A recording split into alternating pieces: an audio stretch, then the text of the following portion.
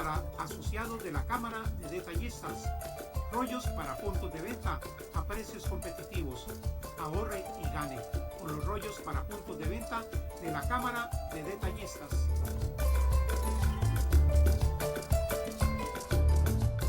Hola, buenas tardes.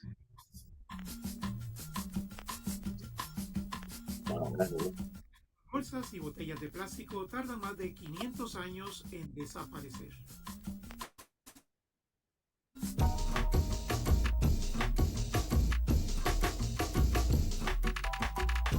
El plástico destruye toda la vida acuática y fomenta el cambio climático. Por eso tenemos que procesarlo, reusarlo, reciclarlo.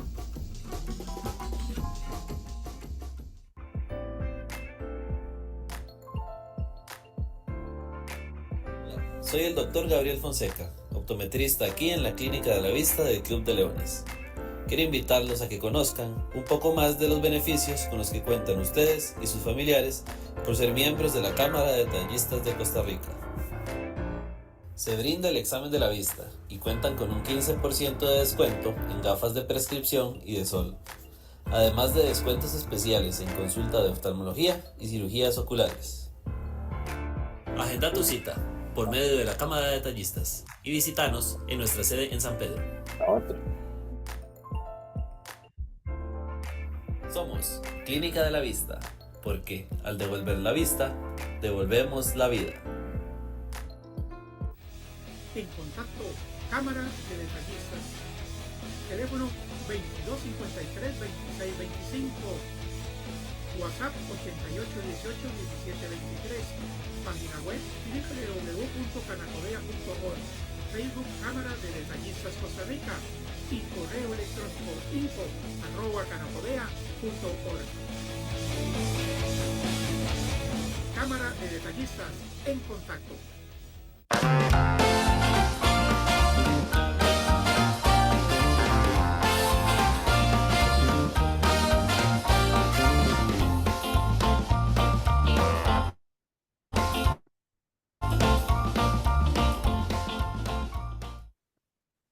Buenas tardes, amigos, bienvenidos a Café Detallista. Este martes 4 de febrero ya estamos prácticamente a un año de las elecciones nacionales, el próximo 1 de febrero del año 2026.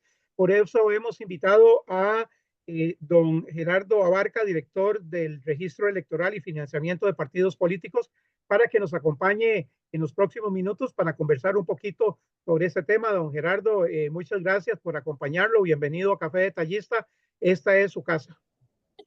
Muy buenas tardes, un placer estar con ustedes, como bien lo dice usted, don Mariano, a un año prácticamente de una nueva cita ciudadana para elegir quién va a dirigir nuestro país durante los próximos 4 años a partir del 2026.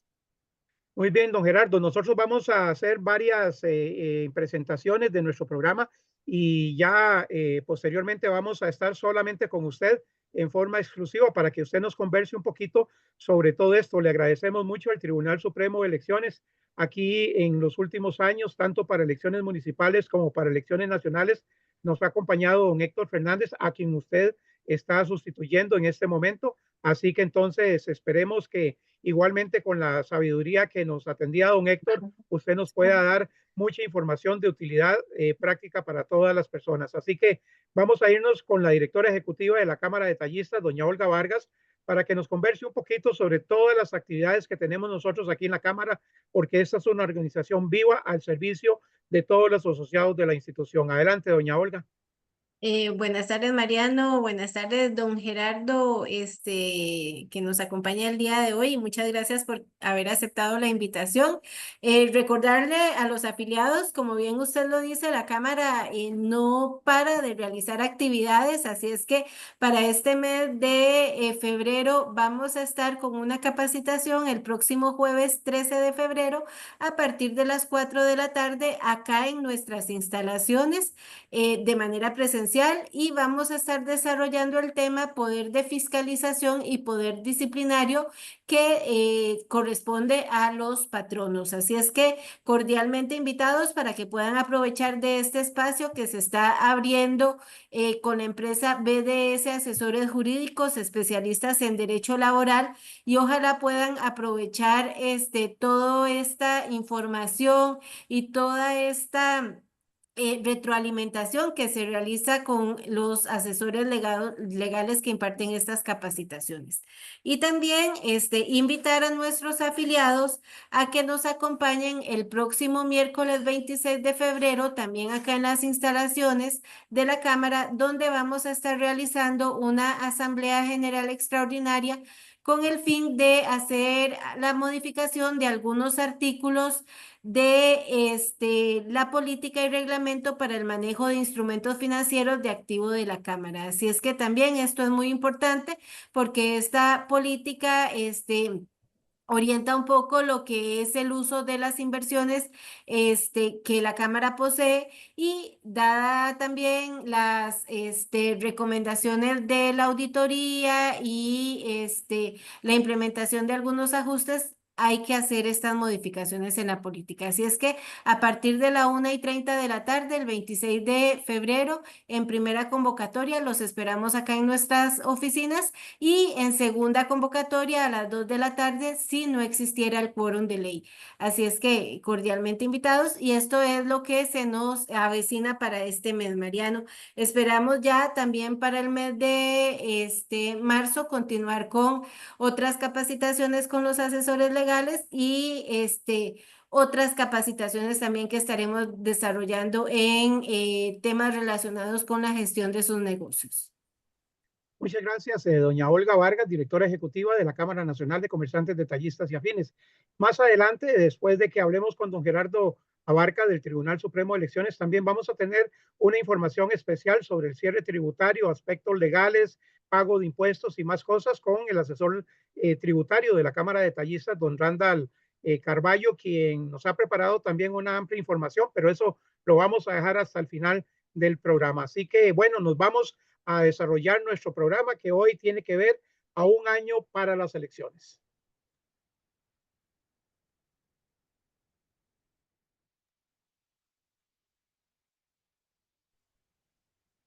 La atomización de partidos políticos en Costa Rica no seduce a los votantes. Por lo menos 9 agrupaciones buscarán la presidencia del país en el 2026. La lista es mayor para buscar campo entre los 57 puestos para diputados en la Asamblea Legislativa. Y como ha sido la tendencia, el abstencionismo elegirá en las próximas elecciones a nuestros gobernantes. La campaña mediática mejor elaborada, las palabras bonitas sin respaldo, la demagogia, triunfarán. El abstencionismo alcanzó en la primera ronda del 2022 el 40% y en la segunda, efectuada en el mes de abril, el 43%. De 3,5 millones de electores, 1,5 millones de personas no votó. La insatisfacción, la desilusión política, el rechazo a las candidaturas son algunos elementos que ayudan a este abstencionismo. La verdad, los partidos políticos deberían hacer un esfuerzo para resolver los problemas nacionales y estimular la movilidad social. El diálogo, la negociación y una agenda puntual con metas y objetivos deberían unirnos a todos en la sociedad costarricense para atender las urgencias en salud, educación, seguridad, equidad y desarrollo económico, entre otros. Salgamos a votar el 1 de febrero del 2026 y exijamos cuentas a los elegidos. Así es, no estamos pesimistas, pero cuando uno ve las últimas elecciones, ve los resultados, que la gente quizás no se va tanto por programas, por ideas, sino que va por sentimentalismos, va por la emoción de las elecciones, que eso está bien, no está malo, pero nosotros en este momento en el país más bien estamos en la necesidad de modernizar mucho nuestras instituciones, y en lugar de estar peleando y perdiendo el tiempo porque avanza inexorablemente, deberíamos nosotros estar buscando consensos para hacer todas esas reformas que son necesarias para garantizar que las futuras generaciones tengan trabajo, haya movilidad laboral y que podamos salir adelante con un desarrollo económico que puede potenciarse con toda la globalización, apertura comercial y demás, porque Costa Rica tiene muchas ventajas competitivas para poder insertarse en el mundo con mucho éxito, como ya lo hace. Pero vámonos con el presidente de la Cámara de Tallistas, don Gerardo, y hoy estamos con Gerardo aquí, con don Gerardo Araya, para que nos hable un poquito sobre todas estas cosas y qué perspectiva ve él en el campo que tenemos nosotros que atendemos, que es el sector comercial. Adelante, don Gerardo. Muchas gracias, Mariano. Muy buenas tardes. Don Gerardo, nuestras mamás sí nos querían. Vea qué nombre más bonito nos pusieron. Y nuevamente, igual que Mariano y Olga, pues agradecerle realmente de que hayas aceptado esta invitación de estar con nosotros acá esta tarde en el programa Café Detallista. Eso es un tema de mucha relevancia, mucho interés para nosotros como sector también, porque depende de quién venga o cómo venga, qué ideas trae, pues también repercute en nuestra organización, ya que de ahí somos parte de esta economía de nuestro país y damos trabajo también a mucha gente. Entonces dependemos mucho de todas las directrices que se giren desde los diferentes, independientemente del partido que quedara, de los diferentes gobiernos que tengamos, ¿verdad? Porque en algunos nos ha ido bien, en otros más o menos, en otros no sabemos todavía, porque como bien lo dice Mariano, hay tantos partidos que en estos momentos se están postulando y es muy importante tener conocimiento. Yo, dentro de esto, me imagino que usted también ahora nos va a tocar esa parte.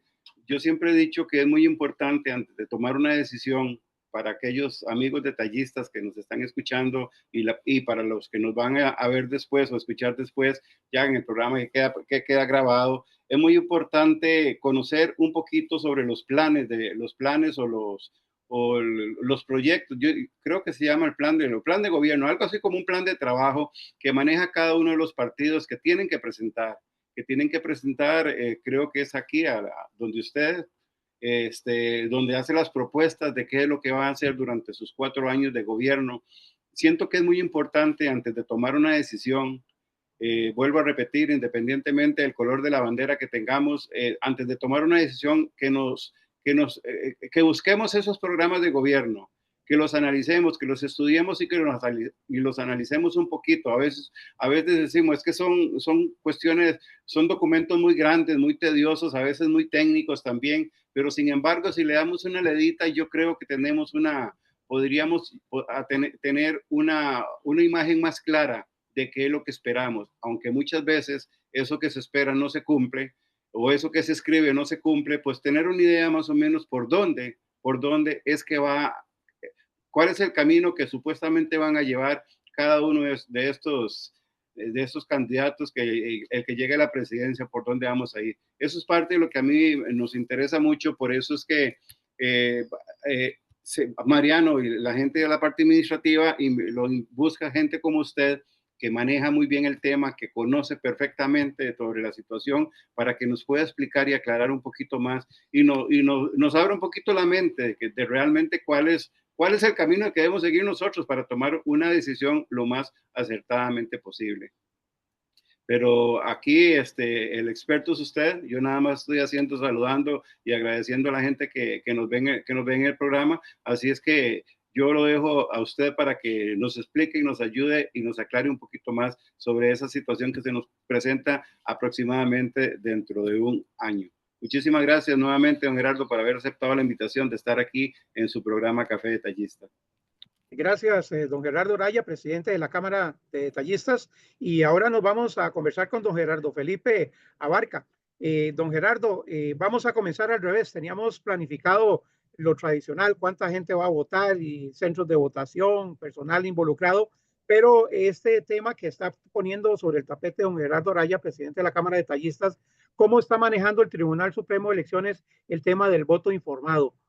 ¿A dónde podemos recurrir nosotros los electores durante tanta agitación que hay? Muchos partidos políticos, por lo menos hemos visto inicialmente 9 partidos políticos tradicionales, no tradicionales, menos tradicionales, algunos que llaman partidos taxi, y posiblemente vayan a surgir más partidos políticos para la presidencia de la República. ¿A dónde puede uno buscar esa información? Porque está muy atomizada definitivamente. Y entendemos nosotros que hay un proyecto o un programa, perdón, de voto informado, Gerardo. Muy buenas tardes, ¿no? Aprovecho porque en realidad el agradecimiento es de parte nuestra hacia ustedes por abrirnos un espacio que nos permite acercarnos a la gente. El Tribunal Supremo de Elecciones se complace de poder contar con estos espacios a un año antes de la elección. Es importante ir allanando el camino y el camino de la información al final de cuentas. Entonces el agradecimiento es de parte de nosotros. Ciertamente el fenómeno que ustedes señalan es algo que nos afecta desde hace algunos años. Es claro que en los 80s y 90s quizás era muy fácil decidir. Se decidía a veces con el corazón, a veces con el hígado y muy pocas opciones teníamos en ese momento. Un bipartidismo claramente definido en esas épocas nos permitían fácilmente tomar una decisión.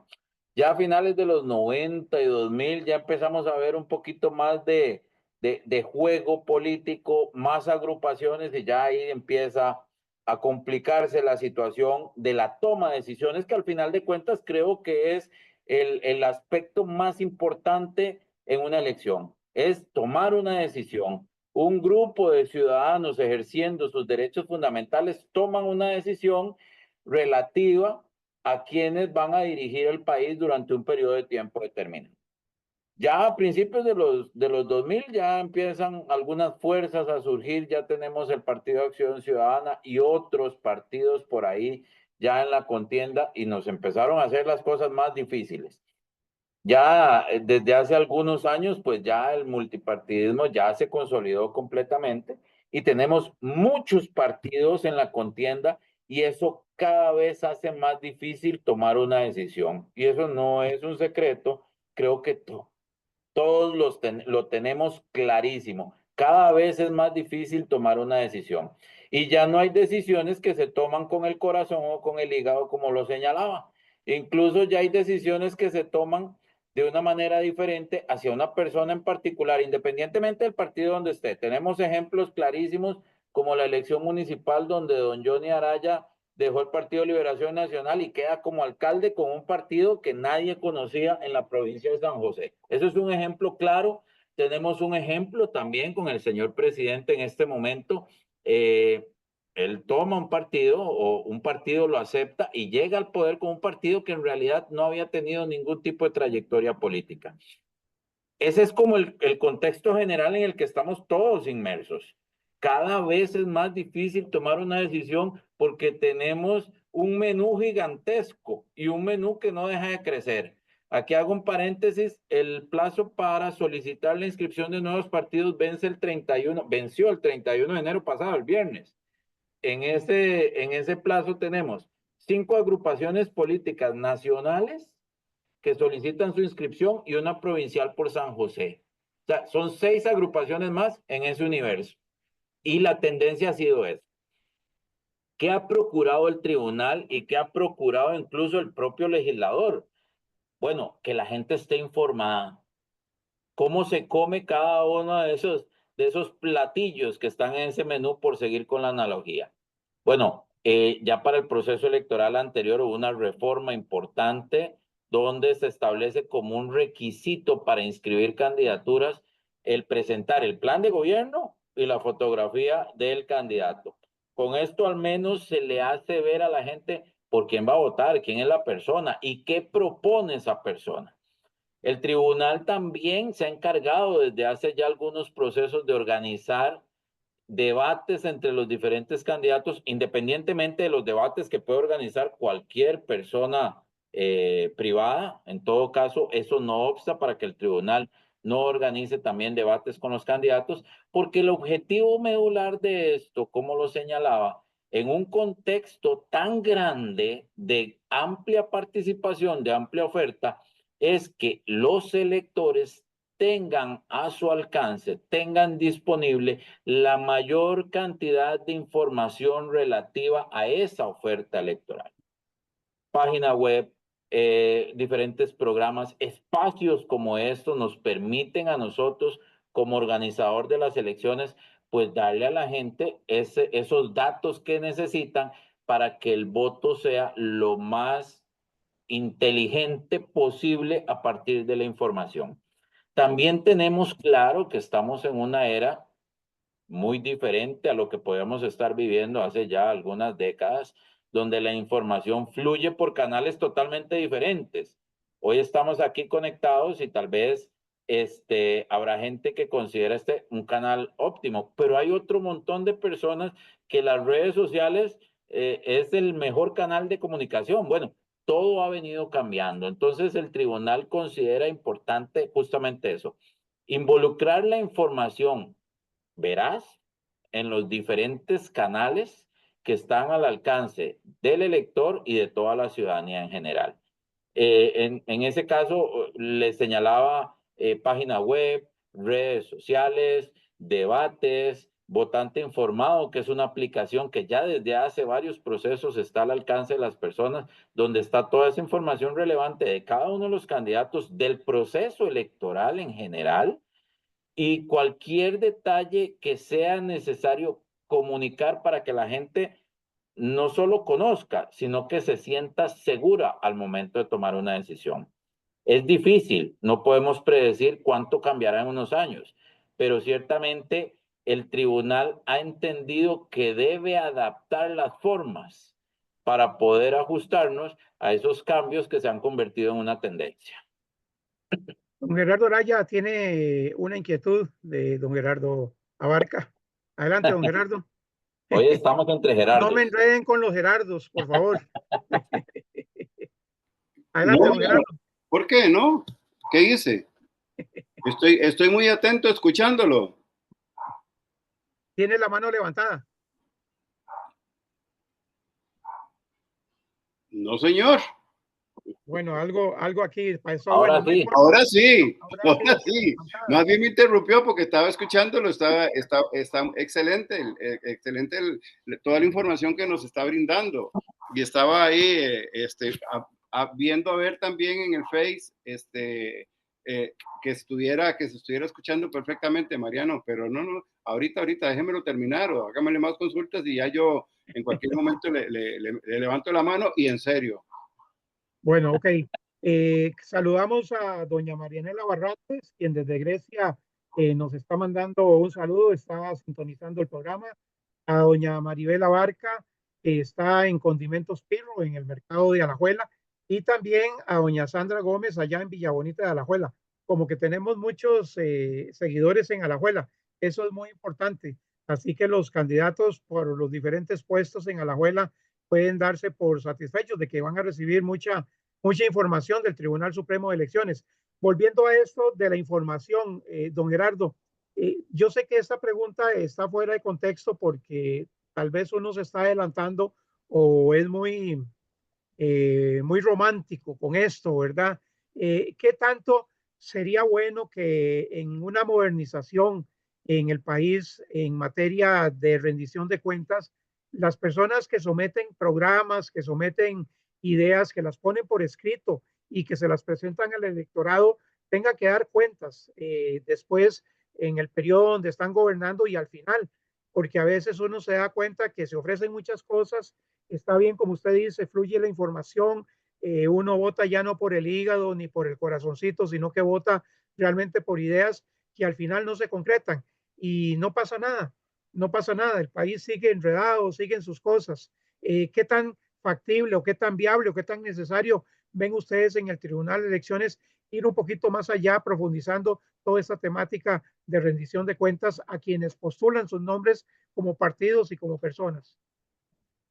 Mire, más allá de lo que el tribunal como organizador, como rector del proceso electoral pueda ver en este sentido, creo que es un tema país también. Creo que es un tema que podría involucrar otras instituciones en punto a establecer una rendición de cuentas efectiva a partir de cuál fue el plan o la propuesta que se vendió Al final estamos hablando no solo de una competencia en el plano electoral, estamos hablando de la venta de un producto.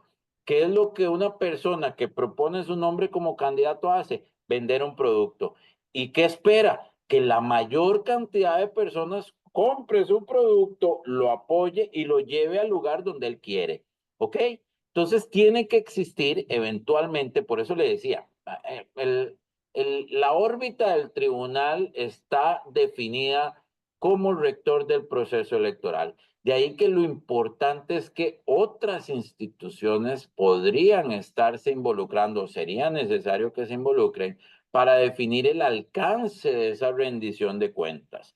Porque hay controles y hay rendición de cuentas ya en la gestión, pero sería importante, y yo no lo veo descabellado, Mariano, sería importante que existiera un planteamiento de ajuste de nuestro sistema que lleve a los ciudadanos a tener esa posibilidad de llamar a cuentas a quien llevaron, a su representante, y pedirle que les dé explicaciones de por qué la oferta que ellos compraron es la que no se está cumpliendo. Pero sí podría involucrar, creo yo, a juicio mío, la intervención de otras instancias que definan un cambio en ese rumbo. Bueno, y no lo dice el Tribunal Supremo de Elecciones, ni lo dice don Gerardo Barca, pero de alguna manera uno ve que a los partidos tradicionales se les pasó factura y al partido que estuvo 8 años en el gobierno, o el PAC, también se le pasó factura. Así que al final de cuentas el elector sí decide en el proceso de votar, pero desgraciadamente el desgaste y los problemas generados le pasan una factura muy alta al país, ¿verdad? Podría pensarse que esa es una consecuencia de una evaluación no pasada, un examen no pasado. O sea, se quedan. Bueno, y lamentable porque al final de cuentas también nosotros tenemos otros actores, don Gerardo, que no los ha mencionado usted y tampoco nosotros los hemos mencionado, pero desde los años 70 se empezó a documentar debidamente la intervención de extranjeros que algunos políticos iban a buscar para donaciones y financiar campaña política. De ahí también fue la preocupación de que existiera la llamada deuda política para que no existiera esa situación. Sin embargo, estos actores también se han transformado y uno ve ahora la penetración del narcotráfico, por ejemplo. Uno ve, por ejemplo, un exdiputado con su papá en la zona sur en el periodo 2018-2022, que fueron muy cuestionados precisamente por ese tema, y ve la participación en ese sentido de esa gente. Y sin que usted se meta en opiniones políticas, porque también estamos viviendo pues el informe que ha presentado el Tribunal Supremo de Elecciones sobre financiamiento y accionar en la campaña del 2022. ¿Qué tan profundo ven ustedes ese problema? ¿Está neutralizado de alguna manera? ¿Hay buenos controles o se necesitan más controles para que nuestras campañas no estén financiadas por gente de dudosa reputación, con dineros de dudosa procedencia y por consiguiente por compromisos que posiblemente los políticos en una asamblea legislativa o en un poder ejecutivo van a tener que pagar? Mire, ese es un tema importantísimo que usted está abordando en este momento, Mariano, y es una realidad. Es una realidad que llevó a una evolución paulatina en el tema de control y fiscalización de las finanzas partidarias. Importante señalar que a partir del 2009, con la entrada en vigencia del código que nos rige en este momento, el código electoral que nos rige en este momento, se le brindaron más competencias, más músculo al tribunal, más herramientas al tribunal. Antes de eso, se partía mucho de la participación de la Contraloría Electoral en lo que era la revisión de las liquidaciones de los partidos para hacerse con recursos de la deuda del Estado y demás. Pero es a partir del 2009 que vemos como que se le da más fuerza en cuanto al control y a la fiscalización de las finanzas partidarias en los dos ámbitos, tanto lo público como lo privado. Entonces es a partir de ese momento que ya el tribunal con ese músculo empieza a tener la posibilidad y la capacidad de controlar y de fiscalizar de buena manera cómo se mueven las finanzas partidarias. Con esto debo decir que hay garantías suficientes de que ese músculo ha funcionado y nos ha permitido a lo largo de 15 años cumplir a cabalidad con los deberes que la ley nos establece a la administración electoral en cabeza del Departamento de Financiamiento de Partidos Políticos, y ha permitido ejercer ese control y esa fiscalización de manera eficiente. Hablamos de más de 30 informes que han sido remitidos al Ministerio Público, 14 agrupaciones políticas dentro de esos informes han estado envueltas en situaciones que podrían involucrar alguna infracción a la ley electoral. Esto disuade de alguna manera. Disuade de alguna manera porque los controles han sido efectivos. Ciertamente hay un riesgo que está latente, porque cuando hablamos de la intromisión indebida de capitales de dudosa procedencia, no debemos de tener la inocencia de pensar que esas personas lo van a hacer a través de los canales formales o los canales legales. Estas personas muy probablemente buscarán los mecanismos para burlar esos canales, incluso los canales de control. Entonces el riesgo existe. Lo cierto del caso es que tenemos y hemos cumplido a cabalidad con los deberes legales que nos corresponden de fiscalización, y podemos seguirlo haciendo de la manera en que lo hemos hecho. Podemos hacerlo tan eficiente y rigurosamente como lo hemos hecho. Cambios, es necesario hacer algunos ajustes en el sistema de financiamiento. Creo que es importante hacer algunos ajustes que permitan además a los partidos políticos hacerse de una manera más ágil con los recursos. Podemos hablar de, y ya el tribunal lo ha hecho, lo ha planteado en ocasiones anteriores, en los últimos años, con algunos proyectos de reforma, ampliar el financiamiento anticipado para las campañas electorales. Eso le permite a los partidos políticos no ir a buscar, no ir a tocar puertas, que creo que es donde podría aumentar el riesgo. El tema de que las liquidaciones no sean necesarias, sino que se pague frente a los votos alcanzados, también podría eliminar los riesgos. Son temas que están en la mesa de discusión. Es algo que podría verse a futuro, cómo mejorar el acceso a los partidos políticos al dinero. Al final de cuentas, don Mariano y don Gerardo, creo que ahí está el riesgo. Si usted le dice a un partido, mire, yo le voy a devolver la plata que usted gasta, pero usted tiene que ir a buscar esa plata para gastar previo y después me liquida, definitivamente hay un riesgo de que los partidos toquen muchas puertas y alguna de esas puertas pues le abra a alguien que no sea lo que esperemos que sea. Entonces, creo que por ahí pasa el tema de agilizar el acceso a los recursos, el tema de que los controles se mantengan tan fuertes o se fortalezcan más de lo que hemos tenido hasta ahora. Creo que es el tema medular hacia futuro. No debilitar el sistema de control que ha funcionado por 15 años y buscar cómo los partidos políticos pueden hacerse de una manera más rápida con los recursos. Antes de darle la palabra a Gerardo Araya, el de Palmares, Gerardo Abarca de San José, la parte sancionatoria. Uno a veces, y recuerdo el caso de un expresidente de la República que prácticamente se enterró políticamente por aceptar dineros y haberlos pedido en su momento dentro de uno de los partidos tradicionales.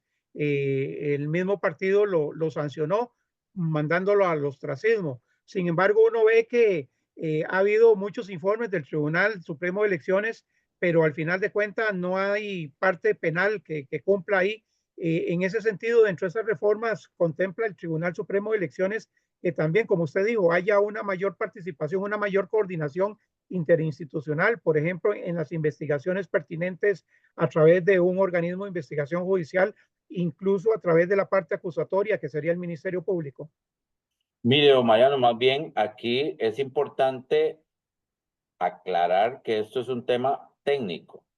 De esas 39, digamos, de esos 39 informes que han podido avanzar ya a su etapa final y ser remitidos al Ministerio Público. Puedo recordar ahorita 3 condenatorias que se dieron.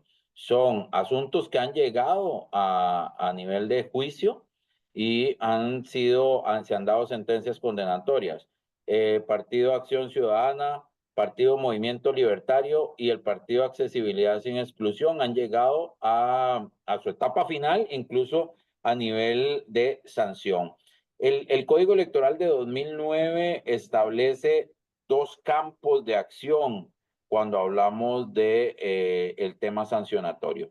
Podríamos estar frente a conductas que involucren eventualmente o que se enmarquen en una falta electoral cuya consecuencia es la imposición de una multa, que es en la mayoría de los casos lo que sucede, y podríamos estar frente a conductas que encuadran en un hecho delictivo, o sea, un delito penal.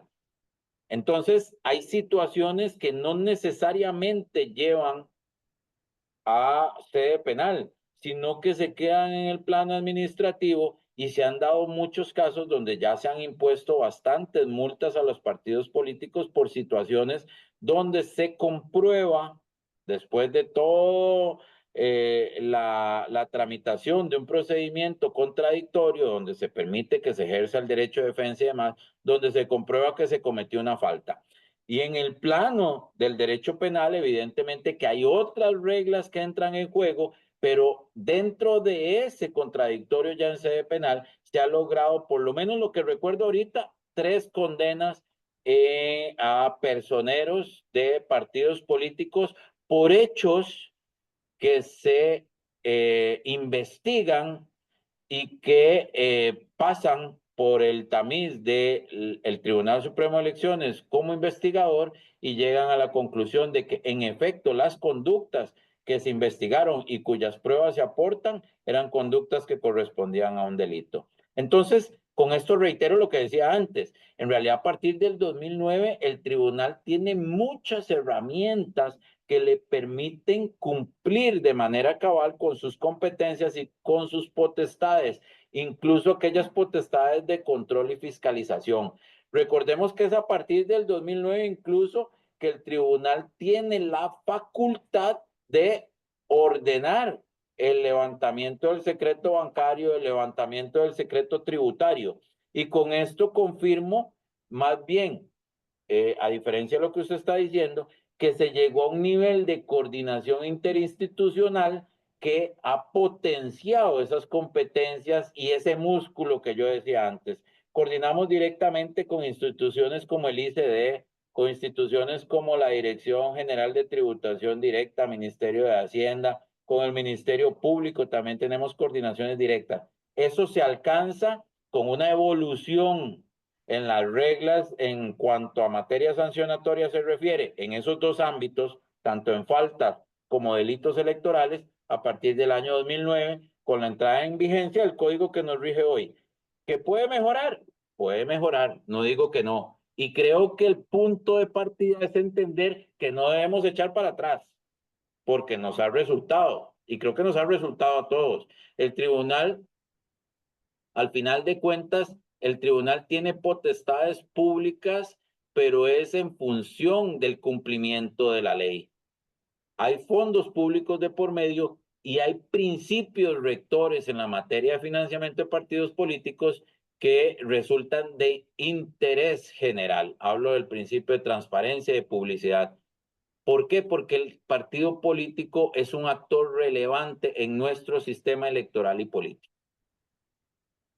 Bueno, y tal vez de alguna forma nosotros deberíamos ver estos resultados. Por lo menos un partido político de los que usted mencionó, de los que fueron condenados, prácticamente desapareció, y ahora uno ve un gran esfuerzo que está haciendo el Partido Acción Ciudadana para poner en orden y pagar lo que tiene que pagar, que no son 4 pesos, ¿verdad? Son millones de colones. Pero bueno, vámonos con don Gerardo Araya, porque esto se está poniendo caliente. No, sobre ese tema que usted tocó, Gerardo, por ejemplo, de todo eso que está sobre la mesa, ¿en manos de quién está tomar la decisión de que a los diferentes partidos políticos se les adelante un poco de la deuda para que no tengan que ir a tocar puertas o tengan que buscar inversionistas para comenzar a hacer su parte propagandística, digámoslo así, para su partido y para sus diferentes elecciones. ¿Y qué pasa si un partido de esos se le adelanta la deuda, se le adelantan dineros y luego los votos no tienen lo suficiente como para que tengan derecho a esos dineros? ¿Hay algún modo, alguna forma de recuperar esos dineros que ya se entregaron? Mire, esto es un ejemplo, don Gerardo, de propuestas que ha hecho el tribunal. Ahorita hay otras propuestas que están en discusión. Esto corresponde a una reforma de ley, entonces definitivamente son los diputados los que tienen que tomar decisión. Hay algunos proyectos que se presentaron desde el impulso del tribunal que ya tienen aprobación legislativa.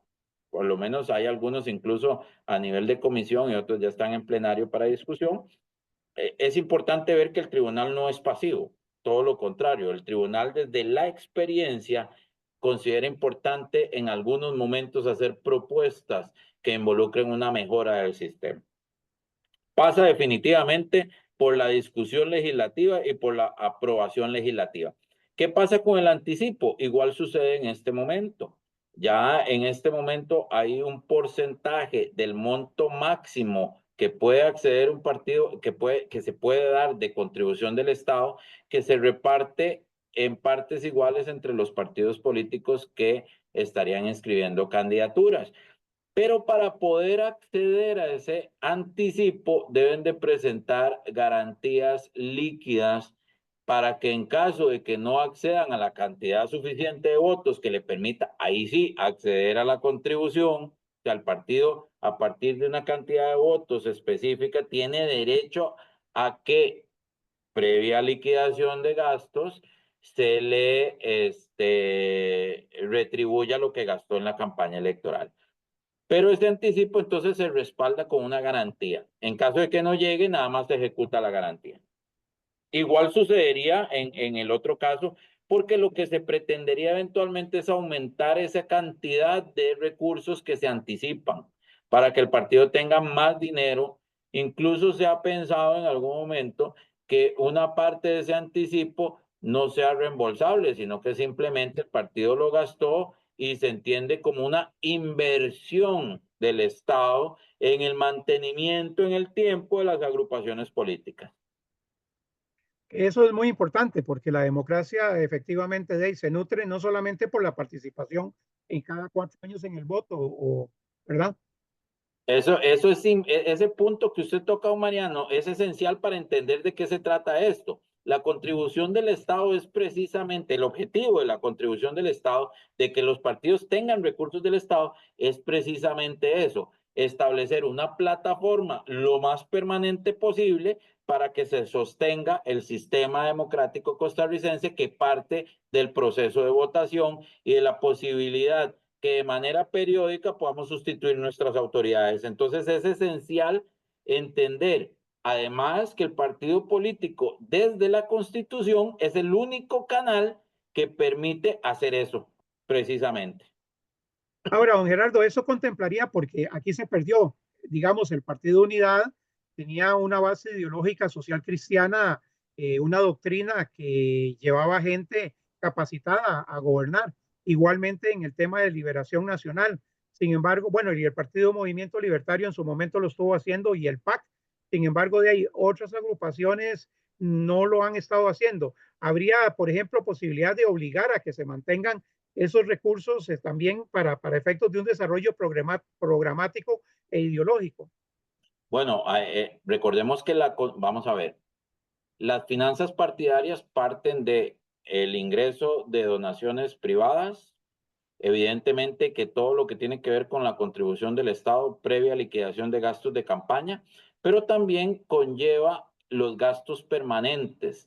El legislador estableció la posibilidad de que los partidos definan reservas que les permitan cubrir los gastos permanentes de organización y de capacitación. Con esto lo que quiero decir es que ya la capacitación se contempla como algo permanente de la agrupación política. Ciertamente no hay normas que los obliguen a cumplir digamos, de cierta forma específica con el tema de capacitación. Son reservas que mantienen los partidos políticos ahí, podrán acceder a ellas previa liquidación y obviamente previa demostración de que se llevaron a cabo las actividades de capacitación que, como bien dice usted, en algún momento era como una línea ordinaria de trabajo. Creo que en otro momento se perdió y hay un enfoque más hacia la campaña electoral y hacia lo ordinario de mantenimiento del partido que sobre el tema de capacitación. Pero sí está previsto a nivel de ley la posibilidad de cubrir gastos con esta reserva de capacitación, que son gastos ordinarios y permanentes. No hay una norma que establezca una consecuencia sancionatoria o una sanción si no se cumple con esto. Hay un plazo de prescripción, no hay un plazo que prescriba la reserva como tal, salvo los 10 años. Pero es un tema que está ahí todavía pendiente porque los partidos políticos deberían, desde el plano del principio de autodeterminación, establecer reglas para cumplir con el tema de capacitación, porque al final es una obligación. Ciertamente lo señala usted muy atinado. No solo a quien lleva a gobernar, sino desde las bases. Hace muchos años, cuando eran pocos los partidos, por no decir solo esos dos que usted mencionaba, tenían hasta actividades de capacitación para los miembros a las juntas receptoras de votos. Ya incluso en este momento les cuesta llevar la cantidad de miembros de juntas receptoras de votos que se requieren. Entonces, creo que hay una problemática que envuelve a la mayoría de partidos políticos, y estos dos que usted mencionaba son los que tienen quizás la estructura más grande y más sólida, y aún así se le dificulta cumplir con algunas cosas. Entonces creo que hay un tema por revisar, pero que involucra muchos detalles. La capacidad que tienen los partidos políticos de organizarse, las prioridades que establecen de funcionamiento, a dónde quieren ir y cuál es su capacidad estructural para definir qué es lo que pasa con el tema de capacitación, si es que tienen reservas, por qué no las están gastando, ¿verdad? Es un tema medular. Creo que hay que hacer una revisión desde los partidos para ver qué es lo que sucede. Bueno, y nosotros los ciudadanos también preocuparnos un poquito más porque al final de cuentas muchos de los detallistas y muchos ciudadanos simpatizan, el corazoncito lo tienen con alguna agrupación política y entonces es necesario que entre todos ayudarnos, impulsar a esos amigos que salen a la calle a representarnos como diputados o como presidentes y vicepresidentes para que ellos también puedan ejercer su función de una mejor manera. Don Gerardo, pongámonos en el escenario del 1 de febrero del año entrante. ¿Cuánta gente puede votar?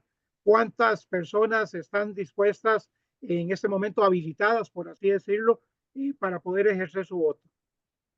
Bueno, muy buena pregunta, don Mariano. Aquí me permite irme a la línea de tiempo, le llamo yo, es el cronograma electoral. Ese es un instrumento de acatamiento obligatorio que nos permite identificar bien hacia dónde vamos en el tiempo y se van cumpliendo algunas fechas.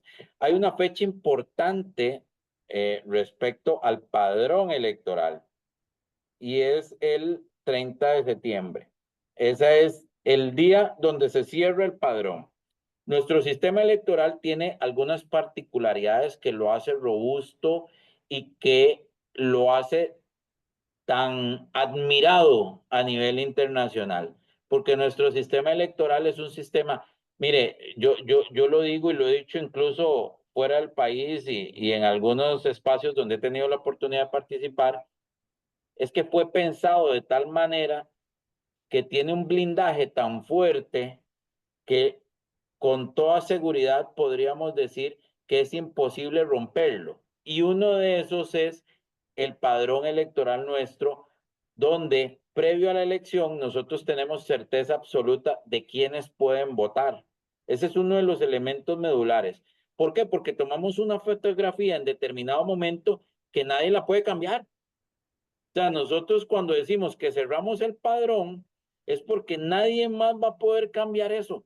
Y vamos a saber meses antes dónde le toca votar a usted, dónde le toca votar a don Gerardo, dónde me toca votar a mí. Y nadie puede cambiarlo, ni yo mismo, porque hay una fecha límite y esa fecha es el 30 de septiembre. En ese día es el último día en que cualquiera de nosotros puede hacer cualquier tipo de gestión que involucre un cambio en nuestra inscripción electoral, en nuestro registro electoral dentro del padrón. ¿A qué me refiero yo con eso? Bueno, yo me fui a vivir a Alajuela hace poco, pero yo soy de San José. Resulta que ya me siento de Alajuela y ya quiero votar en Alajuela, ¿ok? Yo tengo tiempo de hacerlo hasta el 30 de septiembre y ir a cualquier oficina y decir, mire, yo ahora vivo en Alajuela, esta es mi dirección y me hacen el cambio de domicilio electoral. Yo puedo hacer el cambio de domicilio electoral por diferentes circunstancias. Igual aquella gente que cumple, aquellos muchachos que cumplen 18 años, incluso el propio día de la elección, pueden votar en la elección siempre y cuando pidan cédula de identidad a más tardar el 30 de septiembre, porque eso los va a incluir en el padrón. Igual la gente que le caducó la cédula antes de este 1 de febrero, o sea, un año antes de la elección, le venció la cédula y no la renovó, esa cédula es caduca. Yo puedo pedir que me reincorporen al padrón siempre y cuando lo haga antes del 30 de septiembre. Con todo esto que le menciono, o sea, ese 30 de septiembre, ya el 1 de octubre, ya yo no puedo hacer nada que cambie el padrón. Con esto que le menciono, Mariano, es precisamente para que se comprenda que es hasta ese momento donde vamos a tener, una vez que se resuelvan todas esas gestiones, certeza de quiénes pueden votar. Yo le puedo decir en este momento y le puedo dar un dato preliminar de acuerdo al histórico de variación del padrón. Los padrones electorales entre una elección y otra, ahorita hablemos de elecciones cada 2 años. Entonces, Correcto. tienen una variación de un 4% entre, digamos, una elección municipal y una elección presidencial, y un 8% más o menos entre una elección presidencial a la siguiente. Entonces, estamos hablando que será cerca de 3.600.000 personas las que estarían votando en la próxima elección, más o menos.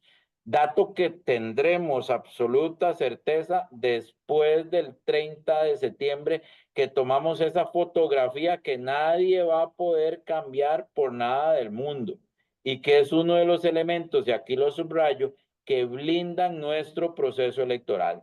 ¿Por qué? Porque meses antes de la elección vamos a saber quiénes podemos votar y además vamos a saber por quiénes podemos votar, porque también va a haber cerrado el plazo para inscribir candidaturas.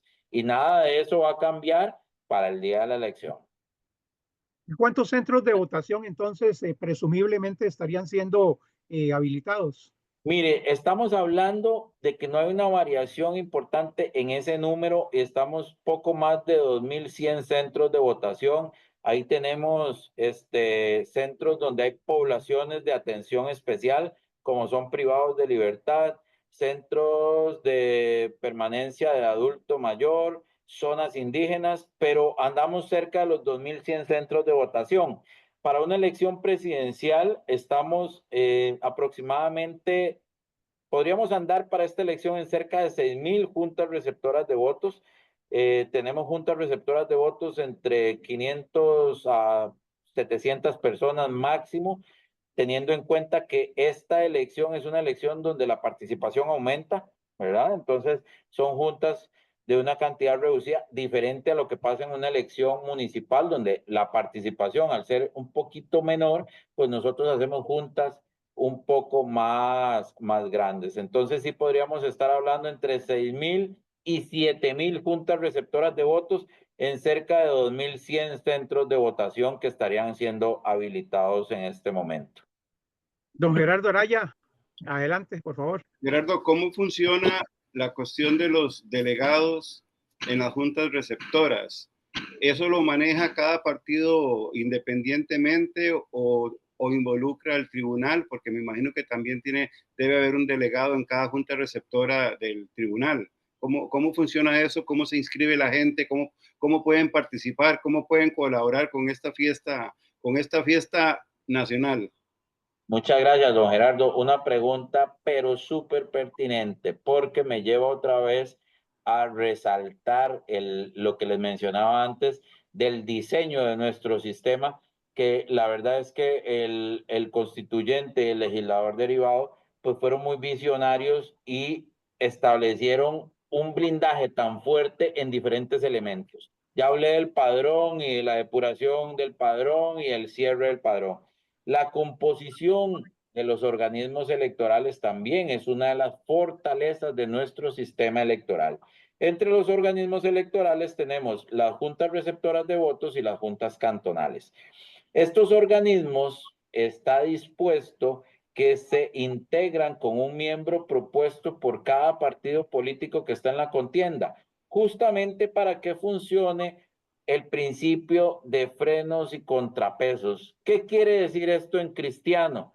De que cada uno de los que está participando cuida al otro y viceversa, de que todo funcione como la ley establece que debe funcionar. Entonces hay un plazo que se habilita para que cada partido político proponga un propietario y un suplente a cada junta receptora de votos. Este es en el plano ideal y funcionó. Y debo decir que funcionó durante muchos años. Y ustedes recordarán perfectamente que igual en los 70s, 80s, las juntas se integraban plenamente y funcionaban sin ningún problema y los partidos cumplían. Partidos políticos en ese momento capacitaban a los miembros de las juntas receptoras de votos. Bueno, eso ya pasó a la historia, creo yo. La tendencia en los últimos procesos es que hay una dificultad mantenida, sostenida, de poder integrar las juntas receptoras de votos en su totalidad con miembros propuestos por partidos políticos. Esta es una realidad que surge 2002, ya 2006 lo vemos más fuerte y demás, y esto lleva en ese momento al tribunal a hacer un llamado público para voluntarios que se inscribieran para integrar las juntas receptoras de votos, porque aquí se parte de algo.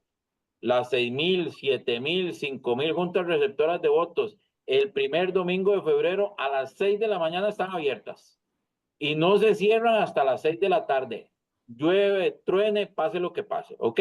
Entonces el tribunal, como un aseguramiento a eso, en el 2002 hace un primer ejercicio con profesores del Ministerio de Educación, en el 2006 hace un llamado y empieza a darse lo que es la figura del auxiliar electoral. Ya en el 2009, en el Código Electoral queda establecido a nivel de ley. Entonces, ¿qué es lo que pasa? El partido político mantiene su derecho de designar miembros a las juntas receptoras de votos, un propietario y un suplente. Pero paralelamente, el Tribunal Supremo de Elecciones va a tener de 2 a 3 auxiliares electorales. Son funcionarios del Tribunal Supremo de Elecciones, nombrados por el Tribunal Supremo de Elecciones, pero con una función específica. El nombre lo dice, auxiliar electoral. ¿A quién auxilian?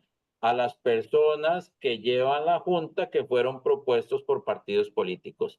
En caso de que no haya ninguna persona que lleve la junta propuesta por partidos políticos o llegue en la mañana y en la tarde le dice a la persona, estoy muy cansado, me voy, el auxiliar solo en este momento tiene la posibilidad de integrar la junta. ¿Y en qué se convierte el auxiliar electoral? En una garantía de que la junta va a estar abierta las 12 horas que corresponden. Así se integra la junta receptora de votos y así funciona la garantía del auxiliar electoral. Qué importante es toda esta organización. Realmente a través de los años Costa Rica ha perfeccionado todo este proceso electoral y como usted lo mencionaba, somos admirados prácticamente en todo el mundo democrático, por así decirlo, ¿verdad? Porque en este momento las democracias prácticamente están muy cuestionadas, no porque sean malas, sino precisamente por el deterioro. En ese sentido, uno ve una menor participación de los votantes jóvenes. Tal vez usted nos puede explicar un poquito cuál ha sido el comportamiento de esta juventud y bueno, a pesar de todo lo que usted menciona, redes sociales, página web, etcétera, etcétera, cómo atraer esos nuevos votantes, cómo estimularlos para que participen en los procesos electorales y no se queden ahí sin esa participación y apoyo a la democracia costarricense. Sí, sin lugar a dudas, don Mariano, yo creo que el tema de la participación joven es reflejo de, en realidad, el fenómeno completo, ¿verdad? Hay una disminución que se está viendo en cuanto a la participación, que tiene como correlato un aumento en el abstencionismo, que creo que es lo que hemos venido viendo en los últimos procesos electorales. La población joven no escapa a ese fenómeno. Hay un desencanto, que podría hablarse de un desencanto hacia las propuestas de los partidos políticos, hacia los candidatos. No hay una percepción quizás de los ciudadanos jóvenes, del elector joven, de que haya alguien que los represente. Y creo que ha sido un reclamo incluso que a nivel interno de los partidos políticos se ha dado, de que se abran espacios a liderazgos nuevos y jóvenes. Entonces creo que todo lo que se presenta en cuanto a la participación del elector joven es reflejo de la generalidad. Vemos una disminución en la participación, una disminución que se ha venido dando casi como tendencia en los últimos procesos electorales y no están escapando a esto. ¿Qué puede pasar? Creo que es una pregunta hacia los partidos políticos. ¿Cómo encantar nuevamente al joven? ¿Qué proponer para que el joven se encante de su propuesta? Lo que les decía antes, al final de cuentas, además de una contienda, se sale a vender un producto. Y yo creo que ustedes sabrán muy bien de que el producto tiene que ser atractivo. Y si el producto no es atractivo, es como difícil encantar. Y aquí hay diferentes tipos de clientes. Y el partido político tiene que hacer una lectura correcta de cuáles son esos clientes, porque están los jóvenes, está el adulto medio, está el adulto mayor, tiene que encantarlos a todos. Entonces creo que es el partido político el que tiene que preguntarse primero qué está pasando, por qué no me están yendo a votar, y buscar una solución a ese problema. Tribunal Supremo de Elecciones, sí hay una serie de propuestas y de acciones ya implementadas desde hace algún tiempo. Estamos trabajando de lleno en acciones desde el Instituto de Formación y Estudios en Democracia. Estamos acompañando a la población estudiantil, gobiernos estudiantiles, elecciones estudiantiles. Estamos yendo a cedular nuevamente, se había dejado de hacer, pero estamos yendo a cedular a los colegios.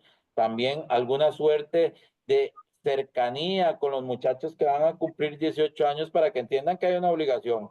Porque nos pasaba incluso, Mariano y don Gerardo, de que se nos quedaba muchísima gente sin empadronar previo a un proceso electoral que iba a cumplir 18 años. Bueno, la idea es acercar primero a esa gente y que entienda que hay un deber primero ciudadano de hacerse con su cédula de identidad que involucra un empadronamiento real e inmediato. Pero sí hay acciones que están tendientes justamente a educar en ciudadanía. Creo que es el primer paso. ¿Hay una pregunta que deberán hacerse los otros actores electorales? Sí, hay una pregunta que deberán hacerse. ¿Qué es lo que está pasando? ¿Por qué no estamos gustando? Creo que es una pregunta fundamental.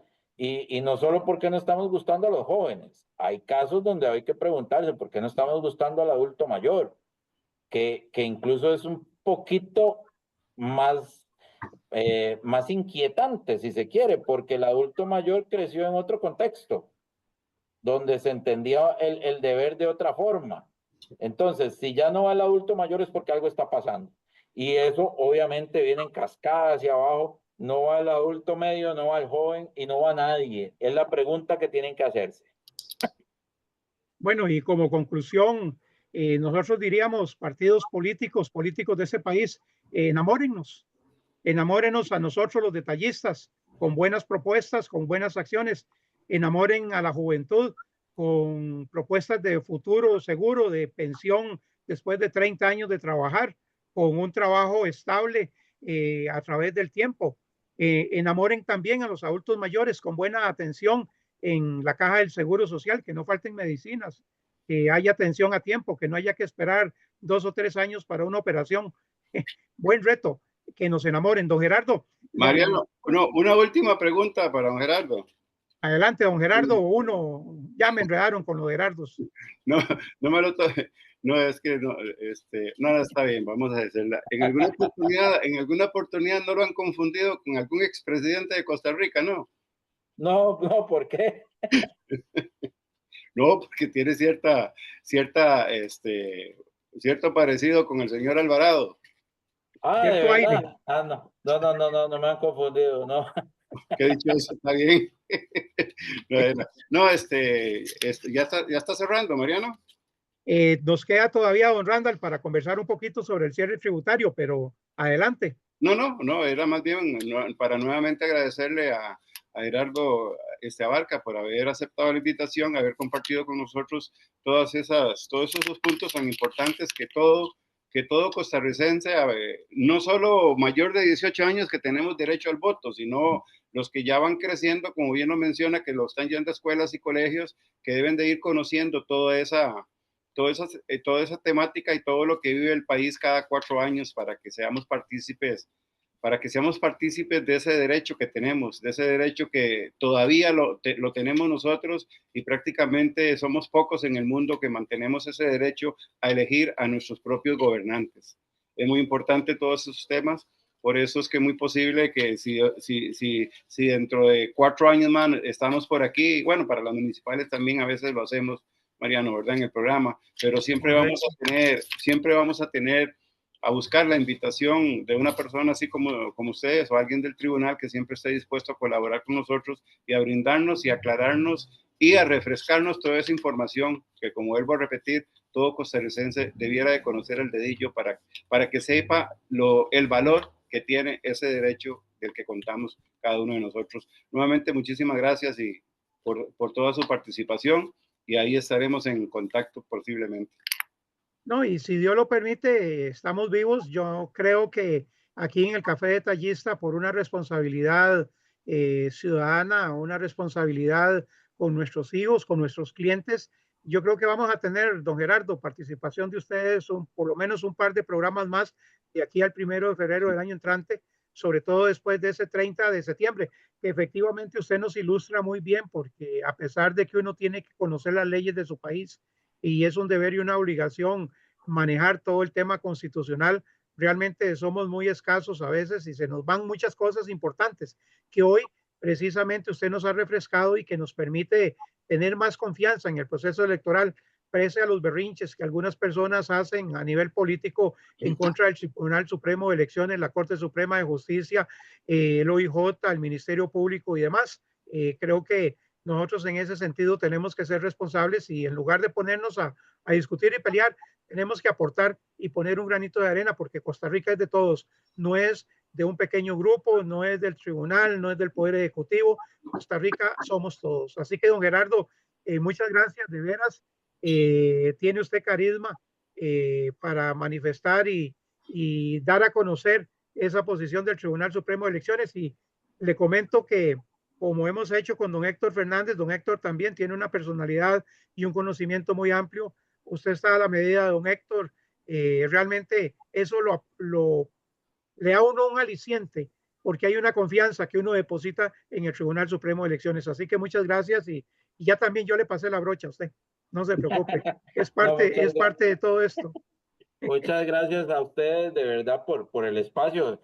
Empezamos el camino y necesitamos ir acompañados. Así funciona esto y yo creo que es parte del éxito. Así que espero tenerlos en el camino a la par mía, también brindándome otra vez cualquier espacio para informar. Al final de cuentas, yo creo que es esencial que la gente pueda ir el 1 de febrero, pero teniendo a su alcance y en sus manos todo lo que necesite para tomar una decisión lo más inteligente posible. Muchas gracias, don Gerardo. Nosotros seguimos aquí con el Café Detallista ya en esta parte final. Vamos a irnos con don Randall Carballo para conversar un poquito sobre el cierre fiscal, el pago de impuestos. No hay que alterarse mucho, pero el cierre ya pasó. Hay que preparar documentos. Bueno, que sea don Gerardo, don Randall Carballo quien nos dé una explicación. Dicho sea de paso, hay información en el boletín El Detallista de este mes de febrero sobre este tema y vamos a preparar una infografía para reproducirla con la información de don Randall también en el WhatsApp. Así que, don Randall, bienvenido. Cuéntenos en qué situación, en qué momento tributario nos encontramos los detallistas y los ciudadanos que también tenemos que rendir cuentas a la administración tributaria. Adelante. Muchas gracias, Mariano. Buenas tardes. Sí, con respecto a los impuestos tributarios, ahorita lo importante es tener la contabilidad actualizada, ¿verdad? Porque ya a más tardar el 17 de marzo, hay que presentar la declaración de renta. La declaración de renta es todos los ingresos y egresos del año 2024, de enero a diciembre, año calendario. ¿Quién tiene que declarar este impuesto? Todas las personas físicas y jurídicas que en el territorio nacional actividades con negocios lucrativos. Como le repito, el impuesto de renta a más tardar el 17 de marzo, tomando en cuenta los ingresos y egresos. En el caso de los egresos, tener una perspectiva de qué son esos egresos, ¿verdad? En qué gastos corresponden propiamente a la actividad lucrativa del negocio. Porque hay muchas personas que ponen gastos que no corresponden a la actividad, ¿verdad? En el caso del régimen simplificado, como es un régimen especial, la declaración es trimestral. Entonces, dentro de los 3 meses, siempre se declara el impuesto al valor agregado y el impuesto de renta. Por lo tanto, el régimen simplificado no tiene que presentar la declaración de renta. También aquellas personas que tienen compras o ventas cuyos facturas no son electrónicas, sino son físicas y exceden un monto mayor a 2.500.000, tiene que presentar la declaración informativa a más tardar el 28 de este mes. Más que todo eso son, a grandes rasgos, las declaraciones de renta y del régimen simplificado. Bueno, don Randall, y usted está a la orden de nuestros asociados. Las personas que forman parte de la Cámara de Detallistas pueden consultarle a usted si tienen alguna duda en ese tema tributario.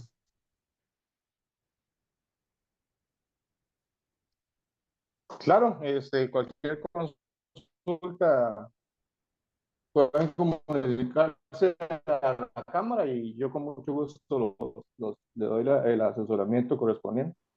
Randall, perdón, Adelante, en el caso del régimen tradicional, existe o hay topes donde a partir de qué monto, aunque esté en el régimen tradicional, bueno, debe presentar la declaración, pero que no tenga que pagar renta.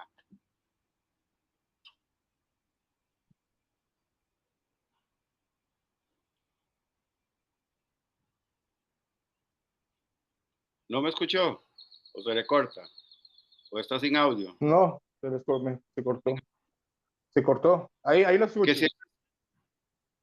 Que si en el régimen tradicional, aunque existe algún tope para no pagar, aunque haya que presentarla, o sea, sabemos que la declaración hay que presentarla, pero existe algún tope como para decir, yo este año no tengo que pagar renta porque no, llegué hasta tal monto de facturación.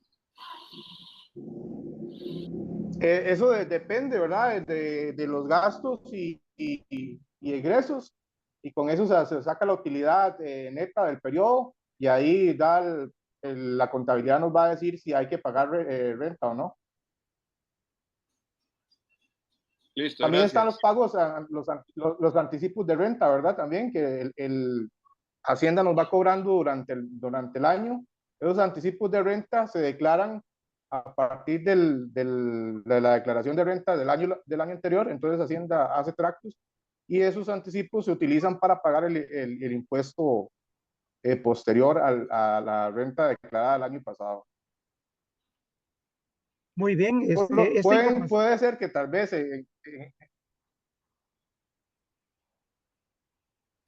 Adelante, Randall. No, usted está mal con el audio. Sí, puede ser que esos anticipos. Puede ser que esos anticipos de renta. ¿Aló? Es que Sí, se le- tenemos problemas de velocidad en la cámara. Me imagino que por estar conectadas en este momento se dificulta un poco la señal. Carlos, vamos a dejarlo así. Usted nos preparó una información, repito, parcialmente se está publicando en el boletín El Detallista. Vamos a hacer una infografía que vamos a distribuir a través de nuestras redes sociales, básicamente el WhatsApp. Perfecto. Y repetimos, don Randall Carballo está a disposición de todos los detallistas que necesiten aclarar muchas cosas, como don Gerardo hacía ahora esta consulta con respecto, estos serían los tramos que sí existen de acuerdo a las utilidades y a los gastos que uno tenga. Entonces ahí se determina cuál es el monto del impuesto que hay que pagar según los tramos definidos por el Ministerio de Hacienda. Pero cada vez es más técnica esta información y definitivamente necesita uno un contador o una persona que le auxilie con todos estos detalles. Toda la información está en la cámara para que ustedes se puedan obtener y puedan aclarar cualquier duda. Don Gerardo, ya en esta parte final del programa.